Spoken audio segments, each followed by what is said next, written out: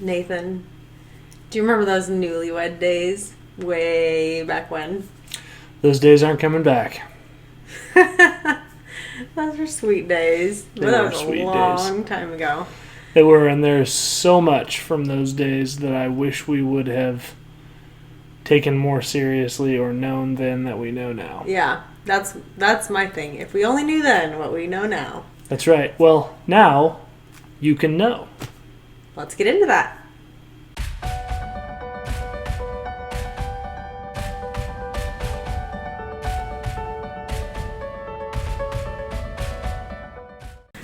Hi, I'm Andrea Warnock. I'm Nathan Warnock. And you've joined us for Marriage Monday on the Marriage by Design podcast. That's right. This is a time where we get to talk to you about God's design for marriage and how we live that out in our lives. That's right. So this week we're going to talk specifically to newlyweds. So we've spent a couple of weeks talking about dating, and we spent a week talking about engagement. So now we want to talk to specifically the couple that has been recently married. And, a lot of these things that we're going to talk about here aren't necessarily specific to newlywed couples, but certainly they're things that we reflected on and thought, man, I really wish I would have known that then or taken seriously back then these certain realities of being newly married. Yeah. And so we want to share those things with you today. So the format of today is going to kind of take sort of three different topics that we're going to address. First one is, what is marriage according to the Bible? We're going to talk through some of that. So get your Bible out if you have it handy so that you can read those verses along with us. Then we're going to talk about how to transition from dating, being engaged, to marriage, because that can be a bit of a rocky transition. And then we're going to just talk a little bit about what happens when the honeymoon stage of marriage ends. Because that can be a really difficult time for a couple when the grind of life hits them and they just feel like, man, I thought it was going to be really great, and it was really great, and now I feel like it's just grindy. Yeah, and what do you do in that stage? That time where you're like, oh, I don't really feel like loving you anymore. Those feelings, I've lost that loving feeling. No. Yeah, but that's right. I mean, that's totally true, and it can be a really difficult thing for couples to deal with. Now what do we do? Yep. So, and it's important to deal with that because that doesn't just come up once, right? Our marriages can go in cycles where, everything's banging on all cylinders and it's clicking and we're all jiving on the same page, and then something happens that really throws us for a loop and can put us in a funk, and it's in those times that the strength of your marriage really shines. So can you start us off with what is marriage according to the Bible? Right. So when we take a look at what the Bible says about marriage, what we see as early on as the beginning of Genesis, in Genesis 2, we see God, the first thing he does after he creates man and woman is he creates the institution of marriage. He says in 2, I believe it's 23, "For this reason a man shall leave his father and mother and be joined to his wife, and the two shall become one flesh." And then we proceed to see throughout the entirety of the Old Testament that this institution of marriage that God creates is again and again presented as a picture of God's desired relationship with us as his kiddos. He desires to pursue us in the same way that we look across the room for that first time and lock eyes with the woman that will ultimately be our wife, or you look across the room and lock eyes with the person that will ultimately be your husband. In that same way, at the moment of creation, God looked down at us with that same kind of love and fascination with who we are as his creation and his desire to be with us, to be completely inseparable from us. And that's what we see marriage to be a picture of, where my wife and I come together. And, of course, we think of sex, and certainly sex is a physical picture of oneness. But your marriage hopefully is about way more than sex. Hopefully it's about being one emotionally and being one spiritually, as far as on the same page spiritually and going after the Lord together. And that's really what the Lord desires, is to be one with us in all areas. And then we see ultimately after the fall, and now sin separates man from God. And what does God do? He sends out his son to come down to earth, pursue us where we were at, just as you pursued your spouse in dating, to pursue us where we were at, to sacrifice his life so that God could spend eternity with us. And we see just how we sacrifice for our spouse in order to pursue them in dating and in engagement, and ultimately sacrifice our singleness, our aloneness, on the altar of marriage to be able to be with our spouse. It's that same picture. And then what happens when we, through faith in Jesus Christ, lay down our lives? We are grafted. The Bible talks about us being grafted into the very family of God, just like you have grafted each other, right, into your family. In a sense, your parents are now her parents, and your parents are now his parents. And it's this beautiful picture of us coming together as one. And I believe sincerely that that's the way God intended it to be. That even before the fall, he knew, because God's not bound by time, he knew what would happen. And even before the fall, in the picture of marriage, he created this picture that would be replicated throughout humanity, that would be a picture to all of those who get to see our marriage, what a relationship with God would look like. It's also why Satan attacks when we get married, because Satan isn't always about bold-faced lies, right? A lot of times he's about taking something God intended to be beautiful and perverting it to be something ugly. And certainly, those of us who have had struggles in our marriage before, we know that those struggles can make our marriage really ugly. And that's a perversion of that picture that God desires for us to have. So that's the first thing. What is marriage? Well, it's a picture. It's a picture of God's desired relationship with us.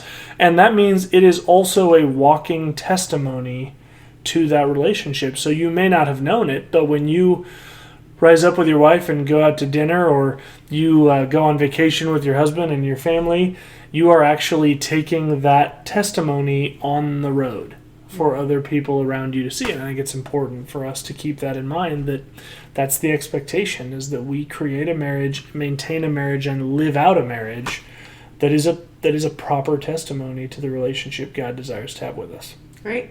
Thanks. Yeah.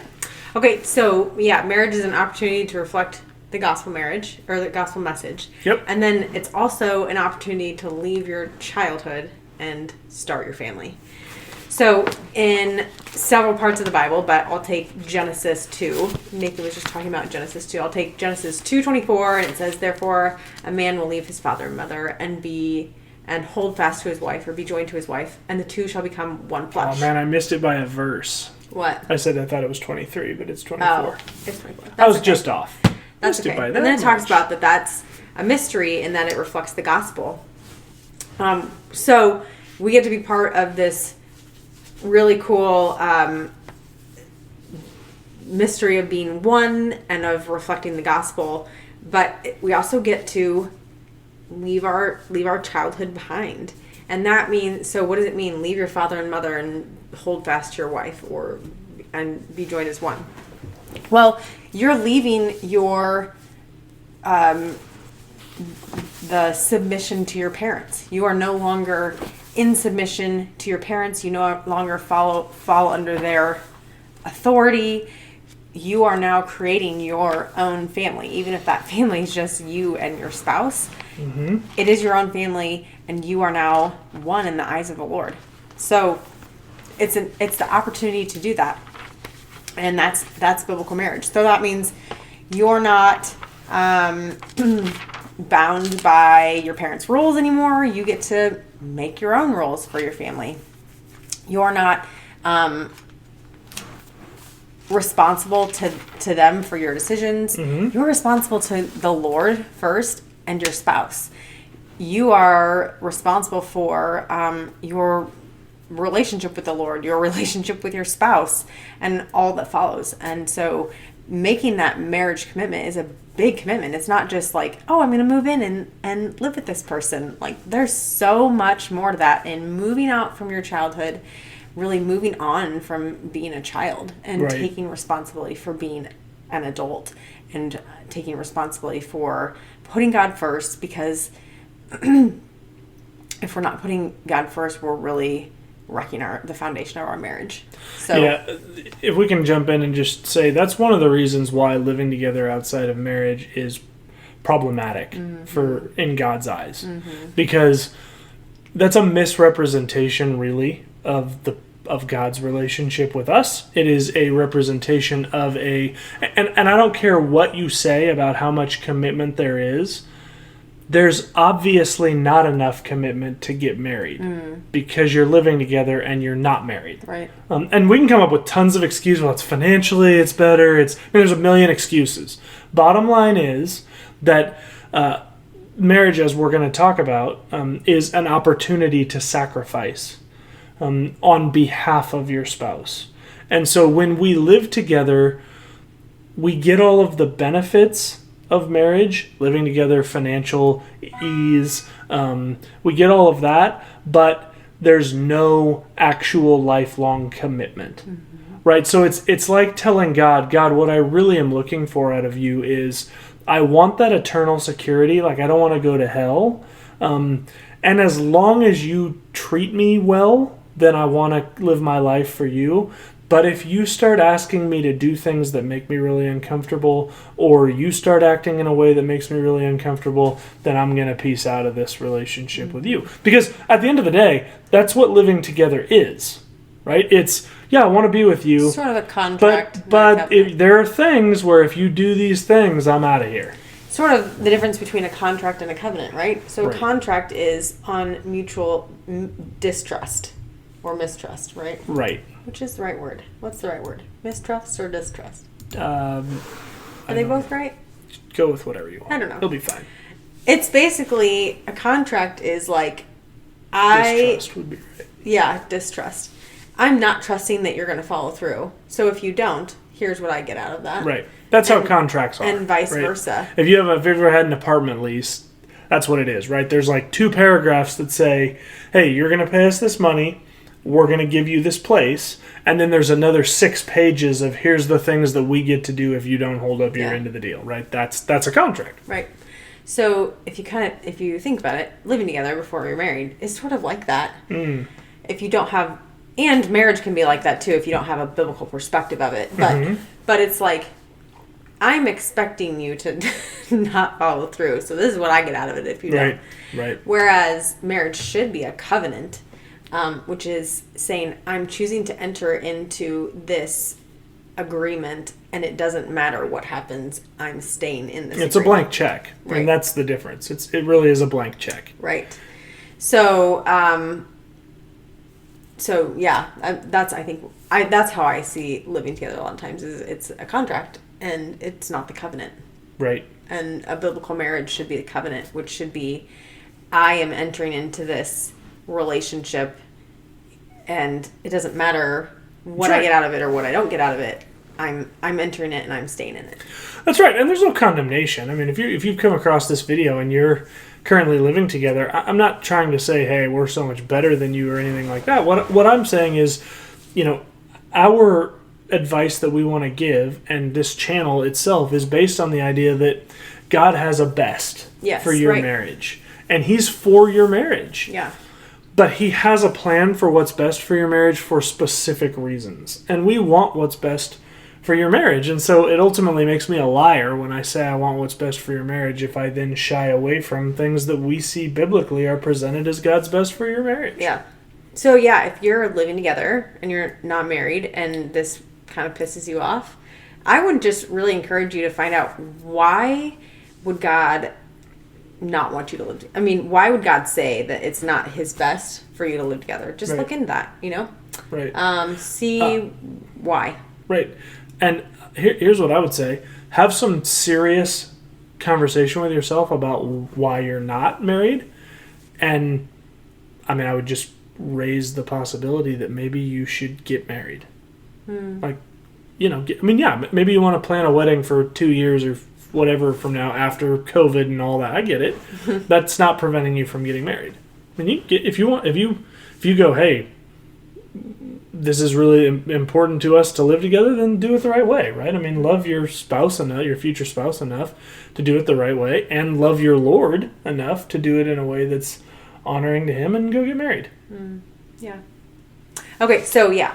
Sorry. First thing is marriage. Biblical marriage is an opportunity to reflect the gospel, and then it's also an opportunity to leave your childhood and become a new family. That's exactly right. Yeah. So then we talked about it's an opportunity to sacrifice. So in Ephesians 5:28 and 29, it says, "In the same way, husbands should love their wives as their own bodies. He who loves his wife loves himself. For no one ever hated his own flesh, but nourishes and cherishes it, just as Christ does the church, because we are members of his body. Therefore, a man shall leave his father and mother and hold fast to his wife, and the two shall become one flesh." That's a quote of Genesis 2:24. This mystery is profound, and I'm saying that it refers to Christ and the church. That was what we just talked about. However, let each one of you love his wife as himself, and let the wife see that she respects her husband. So, marriage is an opportunity, and you know, we put all of these, when Andrea put this outline together, that she did such a great job, because she pointed out that each of these are an opportunity. That's what marriage is. It's an opportunity. You don't have to do it. I mean, you're going to wreck your marriage if you choose to not do any of these. But it is an opportunity to live out God's best in your marriage. And we all fail at these. I mean, these are not things that... For sure. Hey, if you're a newlywed and you feel like, man, I feel like I'm never going to get the hang of these. Well, you're right. You're not ever going to get them 100% of the time. Yeah. But if we make them daily disciplines to think about these things, particularly as a newlywed couple, before you get in sort of the grind of your lives. And even just to know what it is. Even just to know what a godly marriage looks like. That's right. So when we look at this, we say the calling is that husbands should love their wives as their own bodies.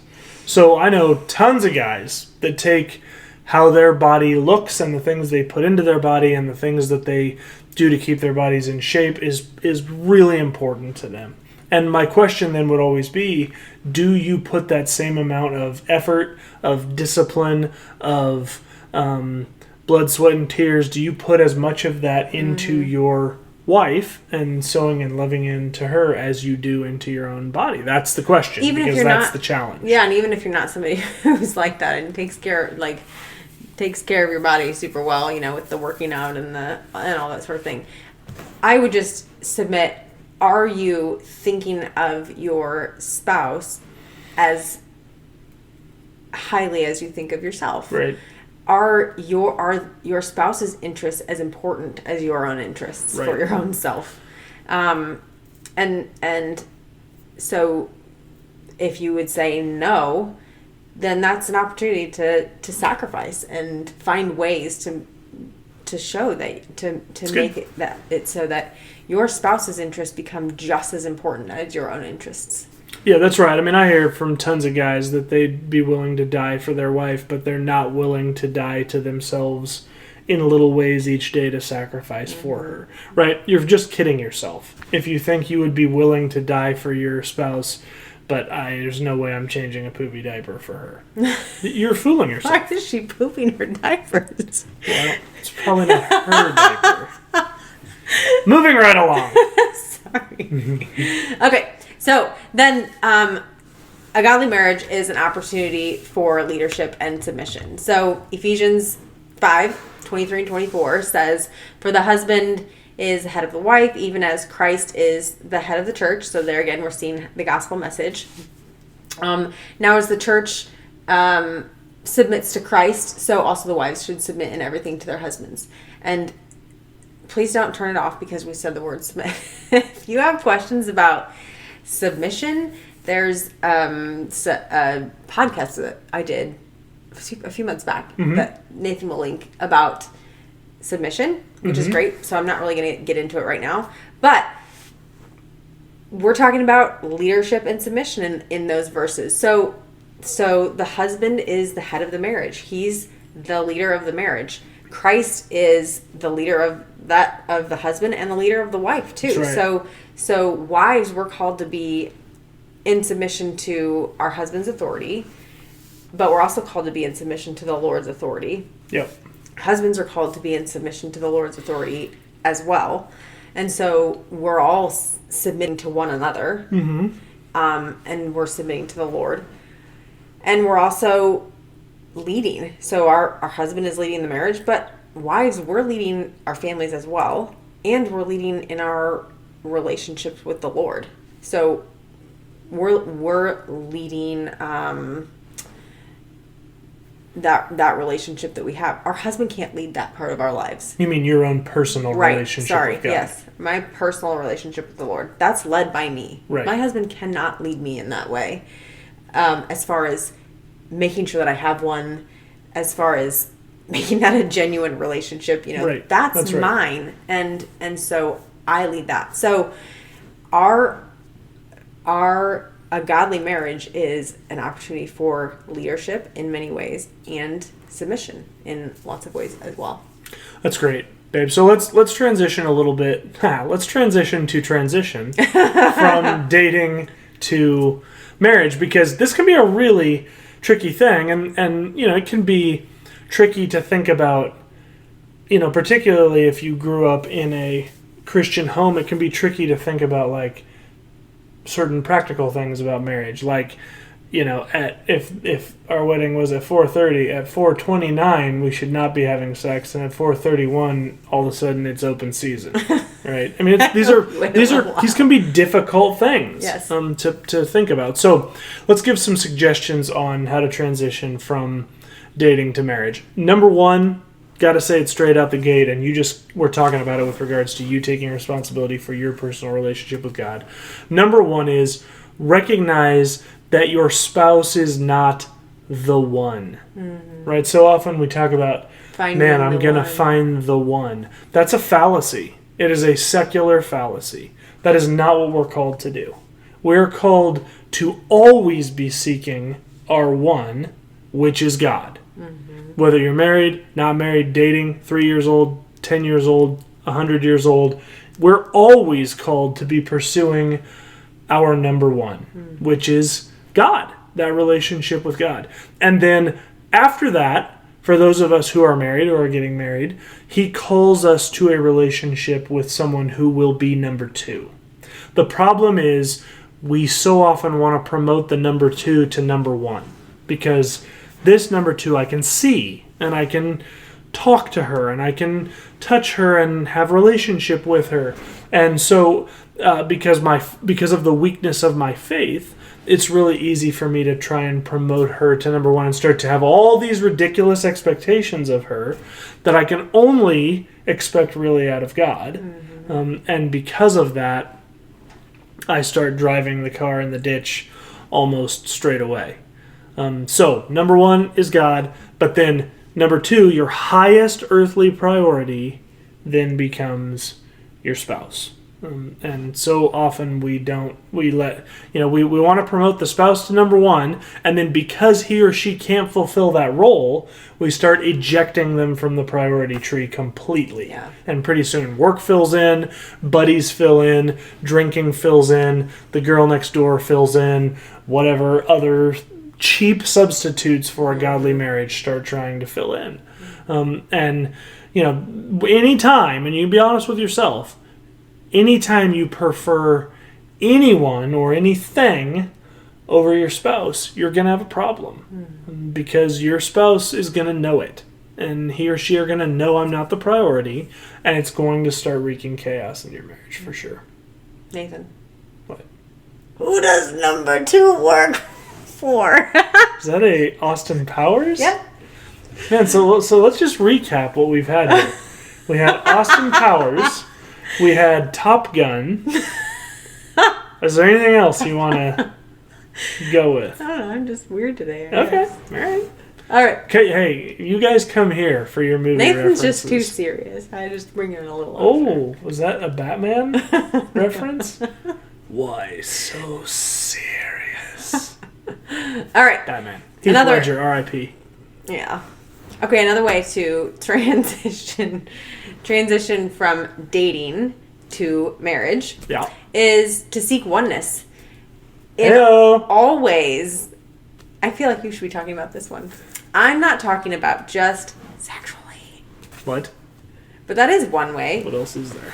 Seek JK, don't be me. Seek oneness in all ways. Yeah. Physically, seek oneness in proximity. I mean, we can't have oneness if we're doing our own things and we eat dinner together at night, and we sleep in the same bed. Right.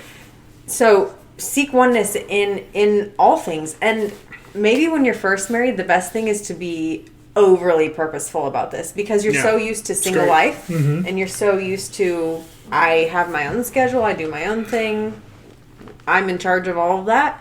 And I think for a lot of people, transitioning from dating or engagement to marriage can be hard to really figure out that oneness piece. So yeah, that's true. So really making a purposeful goal to know what oneness is, talk about what that means to the two of you, and pursue that purposefully. That's good. Yeah, that's right. That's good. So in addition, we would say be very, very careful of who you are spreading your dirty laundry to. Is it that dirty? So, be very careful who you are talking about troubles you're having with your spouse, troubles you're having, with your spouse's family, trouble, any of those sort of marital issues. Even things you think are innocuous, like, oh, this is so hard, this marriage thing has just been really hard, and just don't. All that. Yeah, just don't. Because here's the problem. It's not honoring to your spouse, because very rarely when I've heard people do that are they going, and you know what, I've been thinking about this and I'm the problem. Right? People aren't doing that. Right? They're spreading, things that may put your spouse in a bad light. So even to coworkers or family members of your same gender, that's not right to do, because you're trashing your spouse essentially to them. But to people of the opposite sex, it creates an even greater problem, and that is that it begins to create an environment where you're relying on someone of the opposite sex other than your spouse for intimate discussions about troubling things in your life. And that's we just see it all the time, that leads to inappropriate, compromising relationships. Yeah, I mean, we talked to 2 different couples within the last few days that was something that really led them down a bad path. That's right. Yep. That's right. So just have you and your spouse come to an agreement. There's none of that. And I'd say the same thing even to your families. Like, just don't do it. Mm-hmm. You might have a really great relationship with your mom. That's fantastic. Don't talk about marital stuff with your parents. Just don't do it. It puts them in a weird position. It puts your spouse in a horrible position. Don't do it. Right. Yep, that's great. Okay, and then another way to transition is to get involved with other married couples that you can trust. So start creating, if you haven't already, a circle of married couples that believe in biblical marriage, that desire to live biblical marriage, that can maybe speak into your marriage when you need it, and then can really lift you up, That's good. So start creating that circle. And that doesn't mean that you have to leave your single friends behind. It's not like, I got married, peace out, I'm not single anymore. Of course that's not what you need to do. But it is important to have couple friends. It is important to surround yourself with married people who believe in and live biblical, that's marriage. Right. So it is important. Accountability. Yep. So that's a great way to transition, and seeking those out may take some effort. Yeah. Put the effort in. It's worth it. Yep. Yeah, that's great.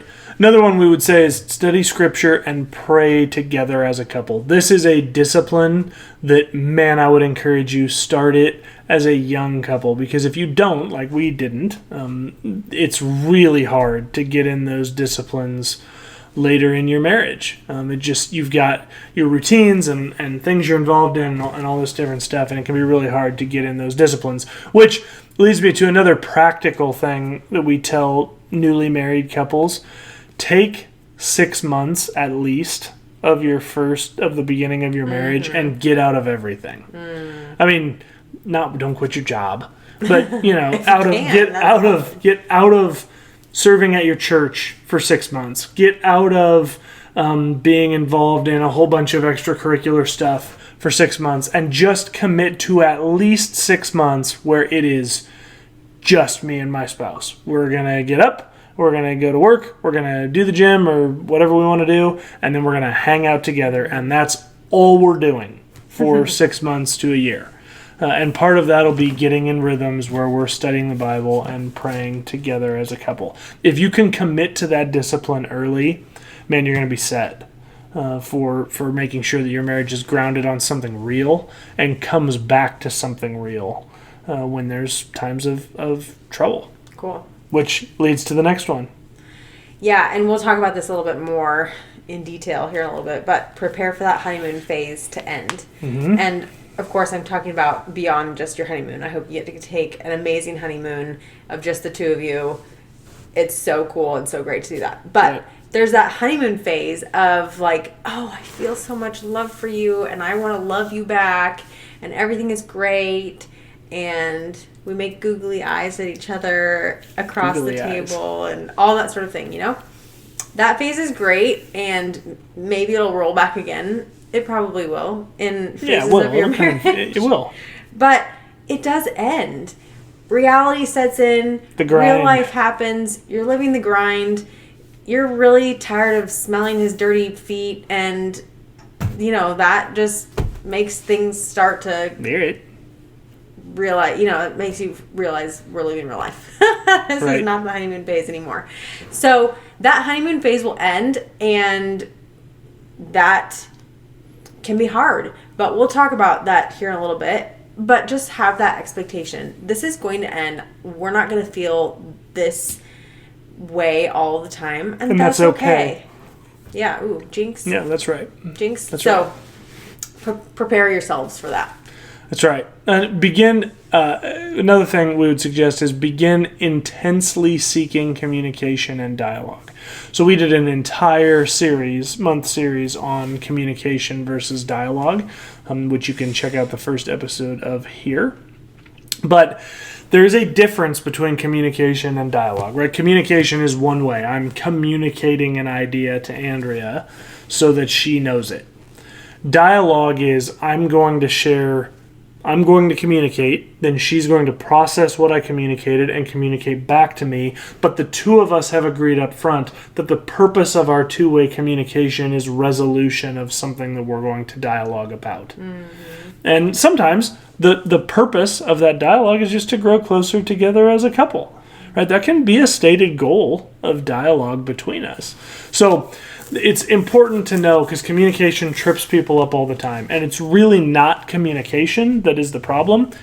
Trust me, a lot of those couples, they know really well how to communicate an idea to another person. Mm-hmm. The issue is the dialogue piece of it. How do we pass the ball back and forth? How do we have resolution on issues that have been outstanding for months, difficult issues? Mm-hmm. And so dialogue versus communication. Intensely seek dialogue, and dialogue at a deeper level. We've talked before about the dialogue tree, where it's like a pyramid, the dialogue pyramid, and at the bottom is surfacey stuff, and then as you move up, it gets progressively more intimate until you get to the pinnacle of the triangle, and it's deep, emotionally raw, intimate conversation. Mm-hmm. We should be striving to live our lives there as much as we can, right?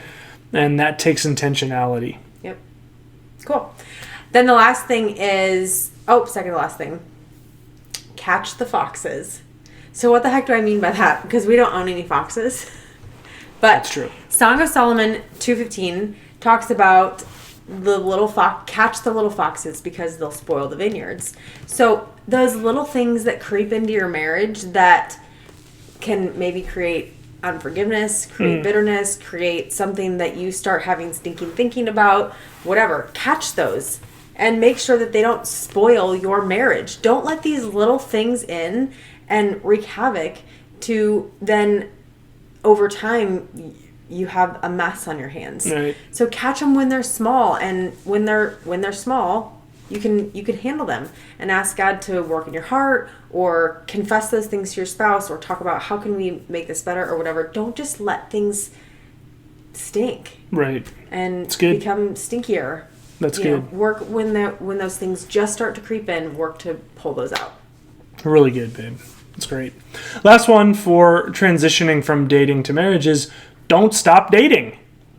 We so often we get married and we get in the grind of life, and pretty soon there's no pursuit of each other. You're just essentially glorified roommates. Why does that happen? Well, it doesn't happen because you stop loving each other. What happens is you stop pursuing each other.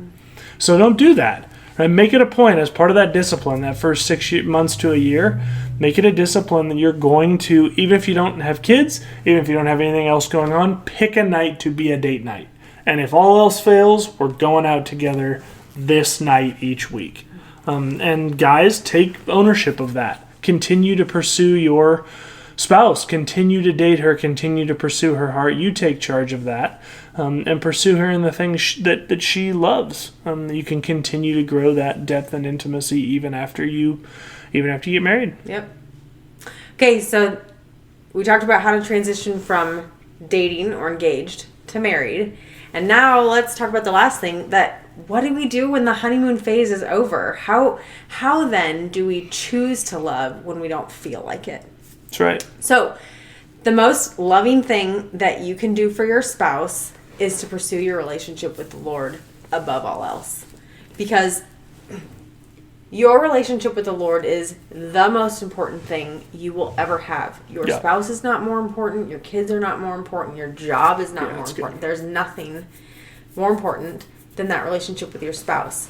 With the Lord. So seeking that above all else is vital to your own life, but it's vital and it's life-giving to your marriage. Yeah. Because if you're being filled up with the Lord, you're not expecting your spouse to complete you. You're not expecting your spouse to fill you up or feed any need or anything like that. You're expecting the Lord to do that. And then whatever your spouse pours into your life is just gravy on top. Yeah.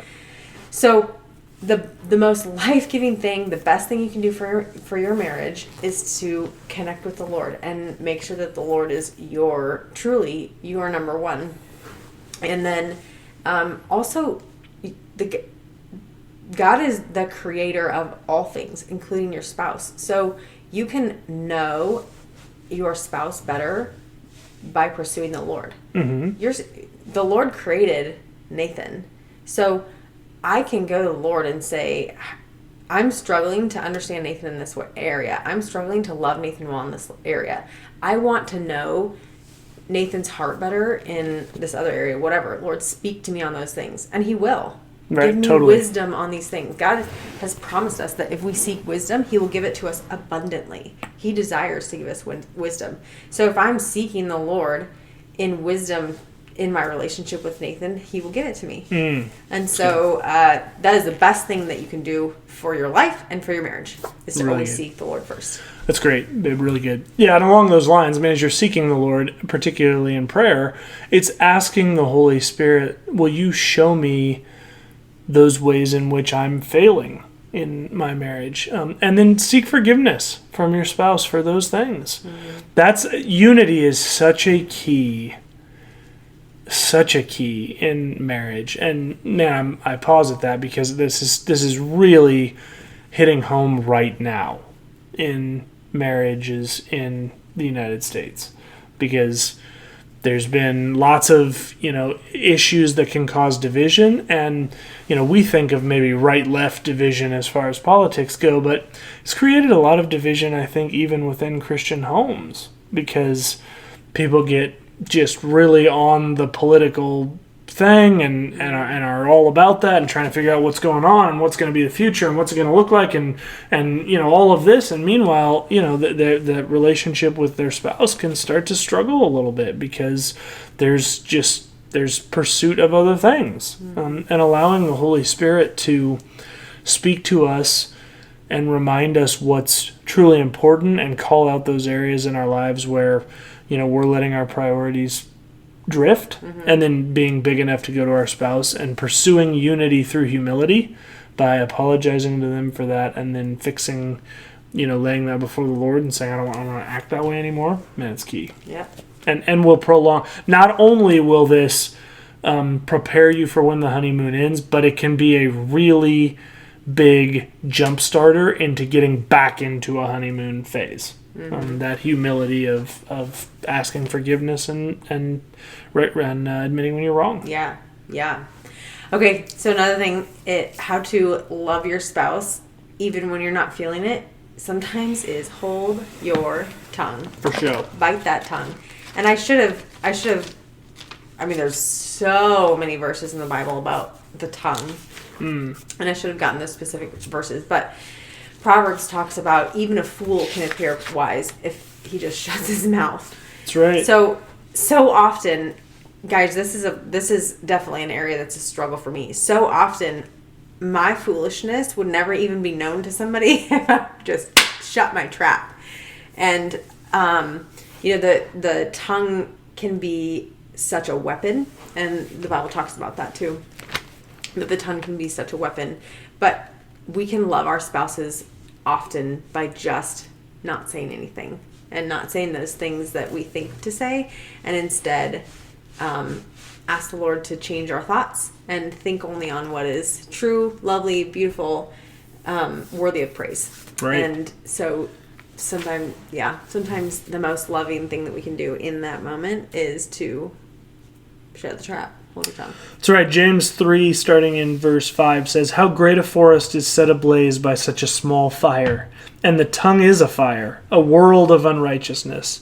The tongue is set among our members, staining the whole body, setting on fire the entire course of life, and was set on fire by hell. For every kind of beast and bird, of reptile and sea creature can be tamed and has been tamed by mankind, but no human can tame the tongue. It is a restless evil full of deadly poison." Gosh, isn't that so true? I don't think we even understand fully the power of the tongue. I agree. But the Bible talks about so much of it. And so, just being careful to ask the Lord to help you tame that tongue. That's right. It's a very loving thing to do. That's right. Next thing I want to talk about, we can find in 1 Peter chapter 3, verse 7. And it says, "Likewise, husbands, live with your wives in an understanding way, showing honor to the woman as the weaker vessel, since they are heirs with you of the grace of life, so that your prayers may not be hindered." One of the greatest gifts that we can give our spouse is committing to living a life of understanding with them, right? Seeking understanding. That word understanding in 1 Peter has a connotation of being a student of your spouse. It's really easy for us to come to a greater and greater understanding that our spouse is a different kind of weird, bizarre creature. Yes, the longer that we live with them. And it can be really easy for us to just go, okay, weirdo, well, here's how it is. Yes. Right? Instead of seeking to understand, even recognizing and being okay with, you know what, I don't think I'm ever going to understand that. That's okay. Mm-hmm. There's a difference between reaching understanding and seeking understanding, right? To get to a point where you just tell your spouse, hey, stop talking to me about this, weirdo, because I don't want to hear it anymore. That's not seeking to live with understanding, but seeking to go, there are things that Andrew and I have talked about time and time again, and she's never going to understand my thoughts on that, and I'm never going to understand her thoughts on that, but we both have gotten to a place where we can chuckle about those things and just go, well, that's weird, but it's okay. It's fine. That's the thing. And for guys in particular, as we read that verse, let me remind you of the consequence of not doing that. The very last part of verse 7 says, so that your prayers may not be hindered. There are not very many times in the Bible where God says, if you don't do this, I'm not going to listen to you. And that's one of them. If we don't seek understanding in our marriage, and you sit around wondering, why does it feel like every time I pray, no one's listening? It might be because when you pray, no one's listening. Because the Bible says right here, your prayers will be hindered by your failure to try and live with understanding with your spouse. So, seek understanding. Not just to be understood, but to understand the other person. Yeah. Okay, last thing that we're going to say is a way that you can choose to love your spouse is to choose to pursue purity. What the heck am I talking about purity for? I'm married, you know? Are you thinking that? What does purity have to do with newlyweds? Well, purity has a lot to do with anybody who is a living, breathing human being. So exactly right. Purity isn't only before you get married. There's still a lot of purity that happens after you're married. Mm-hmm. So we're talking about purity in regards to delighting in your spouse sexually. Mm-hmm. Proverbs 5:15 through 18 talks about that. It talks about delighting in that. Do you have it pulled up? Is that what you're looking at? Or are you looking at something else? No, I have another verse too, but yeah. Yeah, so we read that. Proverbs 5:15 through 18 says, "Drink water from your own cistern, flowing water from your own well. Should your springs be scattered abroad, streams of water in the streets? Let them be for yourself alone and not for strangers with you. Let your fountain be blessed and rejoice in the wife of your youth." Yeah. So, of course, that's saying don't be having sexual relations with other people other than your spouse. That probably is good. Right? Yes. So and part of that is enjoying our spouse sexually. Yeah. That helps to keep us pure because then we're not being tempted by whatever else is out there. So then in that vein too, in 1 Corinthians 7:3-5, it talks about not depriving each other, except for a time that's agreed upon by the two of you, a short time if that's necessary for like fasting or medically necessary or something like that. Yeah, specifically says the husband should give to his wife her conjugal rights, and likewise the wife to her husband.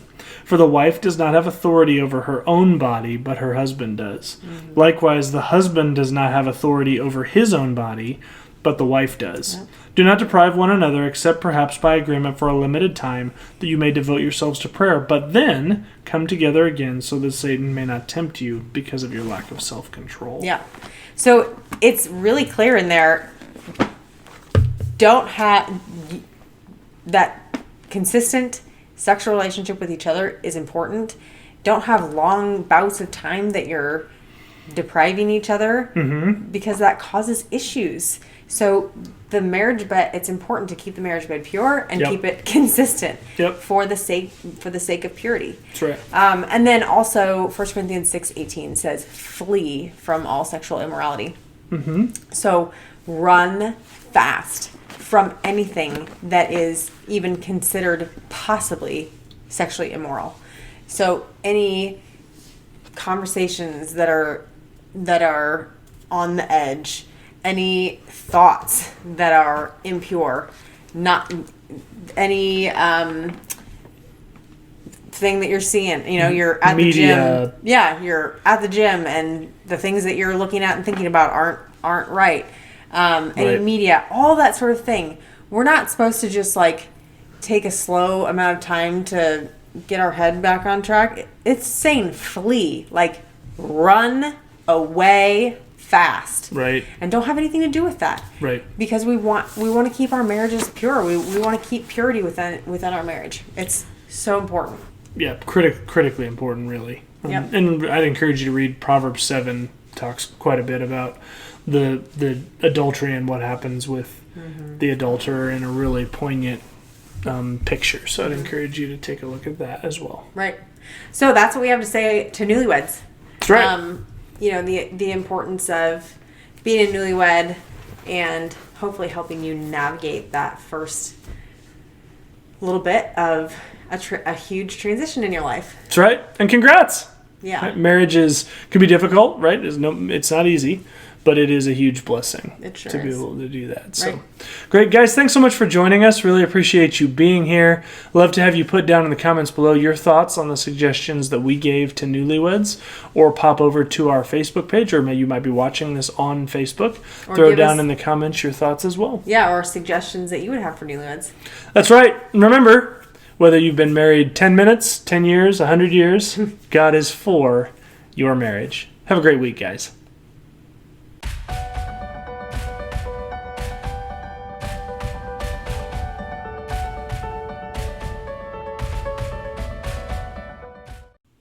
Hey, Hey, thanks for joining us on Marriage by Design. If you were impacted by this video, like it by hitting the thumbs up below. Also, don't forget to subscribe, and once you subscribe, hit the bell icon so you can be notified when new episodes release. Excellent. Also, one of the huge pillars of our show is interactivity between us and you. So we would love you to comment down in the comments below if you have thoughts about this video, or if you have questions or other things you'd like to see considered in the future. In addition, if you'd like, you can email us. That's marriagebydesignpodcast@gmail.com. We're also on Instagram @marriagebydesignpodcast, or you can find us on Facebook by searching Marriage by Design Podcast. Finally, if you want to, you can tweet at us. We do have a Twitter account that is @MarriageXDesign. Thanks, and have a great day.